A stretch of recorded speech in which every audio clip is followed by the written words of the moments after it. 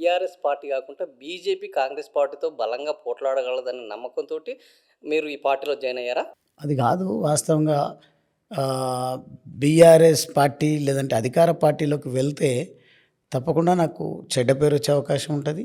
అదే కాకుండా ఈరోజు దేశవ్యాప్తంగా రాష్ట్రంలో గూడా కాంగ్రెస్ పార్టీ వైఖరి ఏ రకంగా ఉంది, పార్టీ కాంగ్రెస్ ప్రభుత్వం అవలంబిస్తున్నటువంటి ప్రజా వ్యతిరేక విధానాలు ఏ రకంగా ఉన్నాయి, ఏ రకంగా ప్రజలకు హామీలిచ్చి విఫలం చెందింది కాంగ్రెస్ ప్రభుత్వం, ఇవన్నీ కూడా తెలుసు కాబట్టి తెలిసి మళ్ళీ నేను తప్పు చేయడం కరెక్ట్ కాదు అనే ఆలోచనతోన ఒక జాతీయ భావము, ఒక క్రమశిక్షణతో మోడీ గారి నాయకత్వంలో బీజేపీ పార్టీ దేశం కోసం, సమాజం కోసం, అణగారిన వర్గాల కోసం ఆలోచిస్తూ ఈరోజు ప్రపంచమంతా కూడా ఆర్థిక మాధ్యంతో అతలాకుతలం అవుతూ ఉంటే మోడీ గారు తనకున్నటువంటి అపారమైనటువంటి అనుభవం కారణంగా ఒక పక్క దేశానికి రక్షణగా ఉంటూనే మరో పక్క సమాజంలో ఉన్నటువంటి వారి సిద్ధాంతమే అంత్యోదయ.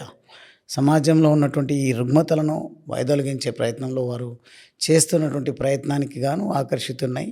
నేను బీజేపీ అవుతేనే బాగుంటుంది అనే ఆలోచనతోనే చేరడం జరిగింది.